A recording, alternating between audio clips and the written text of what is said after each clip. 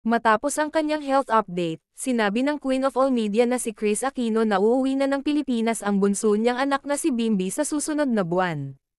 Ibinunyag ni Kris na kailangan ng magtrabaho ni Bimby dahil tumataas na ang bills niya sa pagpapagamot. Yan ang inihayag ng dating TV host matapos siyang kamustahin ng isang fan sa kanyang latest Instagram post. Say ng netizen, "Love you madam. Be well, red heart emoji, we are all praying for you." Sagot naman sa kanya ni Kris, "Bim might go home after my birthday. He needs to work because my medical bills are already getting higher at higher." Base rin sa sagot ng dating TV host, mukhang tuluyan nang ang papasukin ng kanyang anak ang mundo ng showbiz dahil may nabanggit siya kaugnay sa pagkakaroon ng screen name. Ayon sa celebrity mom, hindi niya papayag ang palitan ang pangalan ni Bimby. The stage mom is already saying no to a name change.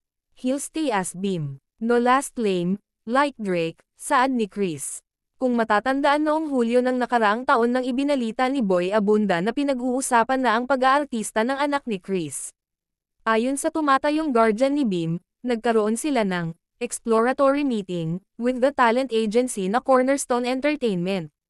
Kwento niya sa programang Fast Talk, "Totoo po yan na doon sa pag-uusap namin ay we were trying to explore kung ano ang mga pwedeng mangyari, the possibilities.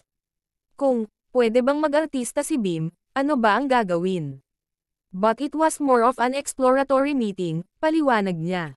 Nabanggit din ng TV host na ang pagpupulong ay may consent mismo ni Kris na kasalukuyang nasa United States at sumasailalim sa medical treatment. Samantala, kamakailan lang nang inanunsyo ni Kris sa publiko na meron na namang nagmamanifest na bagong autoimmune disease sa kanyang katawan ang lupus. Ayon kay Kris, hangin na ang kanyang katawan at nabawasan din ang kanyang timbang kasabay ng kawalan ng gana sa pagkain.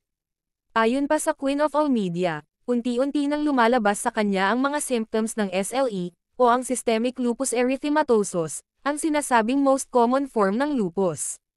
Para sa kaalaman ng marami, ang SLE ay isang autoimmune disease in which the immune system attacks its own tissues, causing widespread inflammation and tissue damage in the affected organs, ayon sa isang health website. Pero sa kabila nga ng kanyang lumalalang kondisyon, naniniwala pa rin si Kris na siya ay gagaling.